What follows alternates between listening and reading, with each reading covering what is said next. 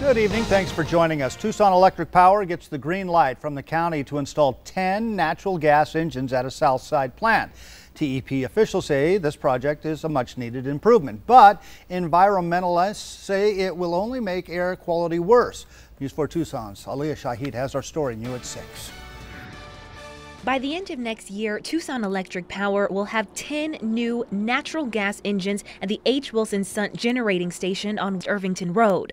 Essentially, these will be new gas-fired engines that will help us integrate more renewable resources into our local electric infrastructure. The engines will replace 2 steam units that date back to the 50s. Pima County issued an air quality permit to TEP earlier this month, giving the project the green light. But some environmentalists have expressed concerns about how this will affect air quality in the area. One concern was regarding NOx emissions, nitrous oxides. But TEP officials say the engines are part of a bigger, nearly $200 million plan that will work with new renewable resources and actually be better for the environment. The way we're going to use these engines, overall nitrous oxide emissions, they're actually going to go down by 60%.